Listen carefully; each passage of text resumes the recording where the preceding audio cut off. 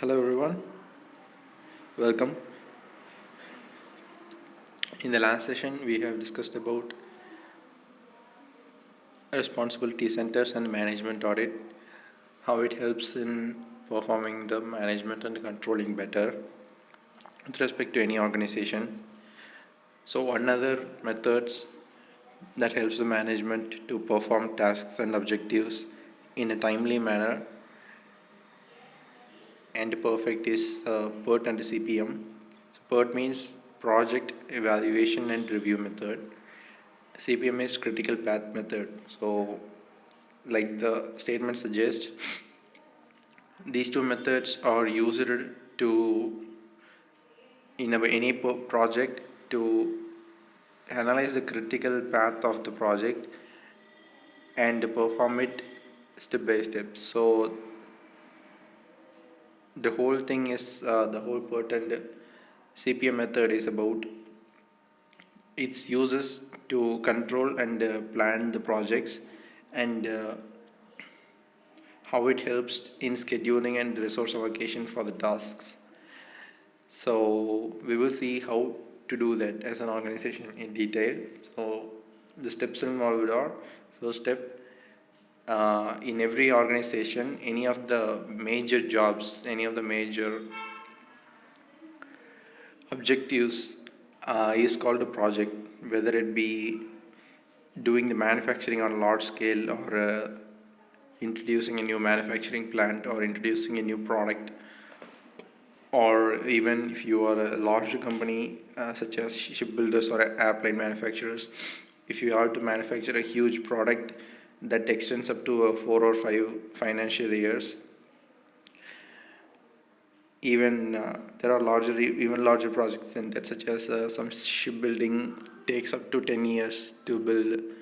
Therefore, in such large projects, PERT and CPM are considered very necessary to make sure that each of the smaller tasks have been completed on time and there is nothing left, and also only the enough amount of resources are allocated, thereby making sure that there is no wastage.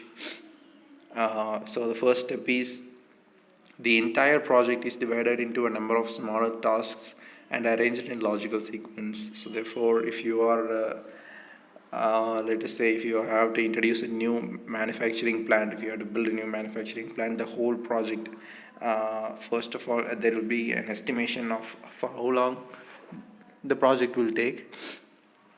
After that, the management will segregate the total task into various different tasks. Let's say you have to buy a land first, you have to acquire a land first, and then you have to get valid and necessary documentation and the permission from the government, and the third step is to find the resources to build the plant and to find the machinery to keep in the plant, and then to find labor and so on and so forth. So these are the smaller tasks in building a manufacturing plant. So after segregating this, they are arranged in logical sequence to make sure that the first step is performed first, and step by step basis. That's all. And then a network diagram. Network diagram is the most important part in PERT and CPM. Network diagram shows it's just a diagram of the starting point where the project starts and the termination point and everything in between, and which one has to be done at what point, and how many people and physical resources are required to complete that task and everything. So everything, once the network diagram is created, nothing is referred to the management. Everyone who is responsible at that point for doing at that task will just follow the network diagram, and they have to complete their tasks according to that diagram. So third step is time and cost estimates. Like we said before starting any project, we need to make an estimate of how much time it will take to complete the project, and also the cost estimate of, as in how the estimated amount of cost it will take to complete the project. For shipbuilding, they do not actually have any standard estimate. It changes over time, even though they say like particular ship costs about $1 billion to build, or 100 crores or something like that. That number is highly roughly when it comes to shipbuilding, because the whole process takes over a time of 5 to 10 years. Sometimes the total value even doubles. So a $1 billion project could go up to $2 billion. That's the estimating value in shipbuilding. But in smaller projects, in manufacturing projects, there could be a variance of about maximum 10%. Even 20% is admissible, but not more than that. So PERT is concerned with time estimates only, and the time estimates are divided into three types: optimistic, pessimistic, and most likely. Optimistic is the shortest duration that is required to complete a task. So for example, if you want to acquire land, the shortest duration to acquire a land is probably 10 days. You have to find the land, speak to the owner, and then you have to do the registration process. Only if everything goes successfully, there is no hindrance in doing the job. Pessimistic is the longest time that takes to complete a project. Let us say in acquiring a land now, maybe if it will be difficult to find land because no owners are willing to sell their land, and even if someone is willing to sell their land, no one is willing to sell the land to a manufacturing plant. And also, even if that is possible, what if the government does not give proper permissions to build a manufacturing plant and so on? So everything that negative can happen is counted in the pessimistic time estimate. And the most likely is what is the most average time possible that likely within which the task is to be completed. So in PERT network method, this three kind of estimates are made with respect to time. And in CPM method, there is only one kind of time estimate, and there is also a cost estimate. Remember, in PERT there is no cost estimate, only time estimate. So the longest path in the network control is considered the most critical. Therefore, more attention is paid to make sure that the task is done in time. So we know that what is the network diagram. So in the network diagram or network control, both are the same. In the network diagram, there will be time frame for each different tasks. So buy a land, acquire a land, get the permissions and everything and so on. So generally in building any manufacturing unit like that, the construction takes the longest time period. Even if you can acquire the land, even if you have enough money to do the construction, sometimes construction takes very, very longer. And if not planned properly, it could take up to years. To even then, in general, it will take years depending on the size of the unit. But still, a good estimate and a planning method could considerably reduce the time and resource required to build a project on huge scale. So therefore, in any network diagram, the longest path, which means the biggest task, the task that requires the more time, is considered as the critical path, so the critical task. So that task particularly needs more managerial supervision than any other. So if there are some small tasks which will be completed on a day's notice or a week's time period, it's not a huge deal. But the tasks that require the longest period in any network diagram requires the managerial supervision. So obviously, since it takes the longest time, it obviously means one of the most critical points of a project.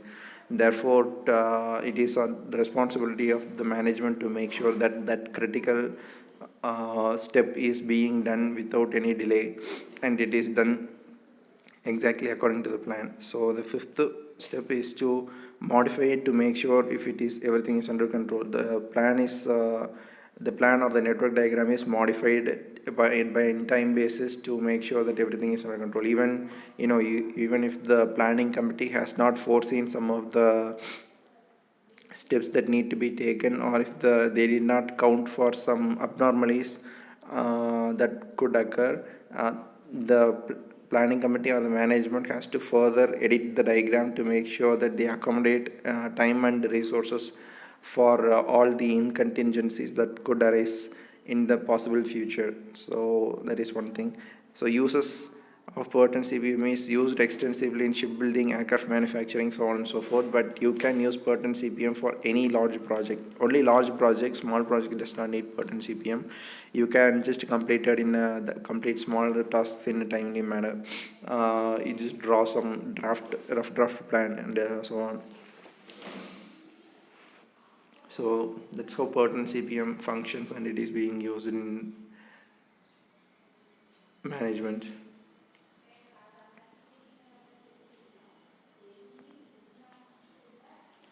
Next one, Management Information System, or MIS. So MIS is kind of the last topic that we will learn. Management Information System is a not very uploaded but a very critical system in the recent industry, corporate industry. The whole thing is about collecting of information and giving it to people who is in need, and especially the people in the higher top hierarchy.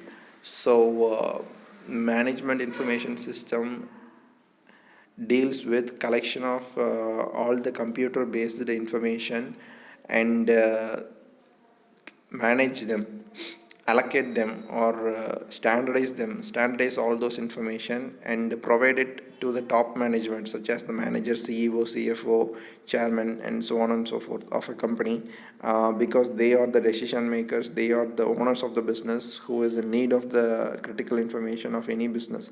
Therefore, management information system collects all the necessary data and provides accurate, up-to-date information to the people who is in need for decision making. Uses is, like I said, it is an important communication tool. Even if the people under the operations fail to communicate to the top managers, the people in the top hierarchy will obviously know about the actions performed throughout the week, month, or the days because of the management information system, and it is used to receive timely, accurate, and up-to-date information. Not only we receive the time when it is necessary for us, we also receive information that is up-to-date and accurate. So it helps in effective management and decision making neatly.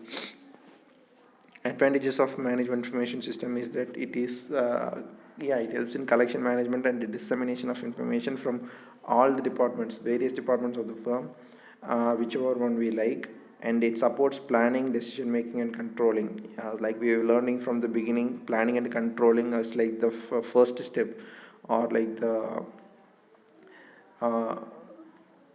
most important stone to be turned in any management to make sure that all the operations have been conducted and going on in a very well manner. So a business without planning is no business at all, and it by only luck can save it if it does not have a proper planning, decision making, and controlling. So to make sure that this happens seamlessly, we need a proper information about the management, and that is given by the management information system. So it improves the quality of information. Any information that is gathered inside the management can be used for decision making, but the information provided by MIS are more trustworthy. It is more accurate than any other thing, any other forms of communication, any other forms of large data. It improves the quality of information, and it ensures low cost in managing information. So to acquire information from each and every single individual in an organization separately and daily and accurately consumes a lot of time, approximately about 20 to 25% of the time on their daily work. So you do not want to spend that much amount of human resource just for information. So management information makes sure that it collects information as soon as any events happen by itself. So it is an automated mechanism of collection of information. Therefore it reduces the time of people to directly go and inform to the top management. Therefore it reduces the cost of the whole process, and it reduces the information overload as the management is only informed about the relevant information. The MIS not only collects all the information, like I said, it also segregates the information and it differentiates the information according to the importance and the trustworthy nature of the information. Therefore, only that data is informed to the top management. Therefore, there is no uh, passage of grapevine communication, which is an inaccurate information and which is not necessary, and there is no abstract or non-absolute information which could lead to a faulty decision making, because if you're trusting an information that's not proven or it's not based on any facts, it means that there is no need to trust that information, and it's absolutely not required to take a decision based on that. But management information system provides only the information relevant, that is relevant to the managers or to the top management.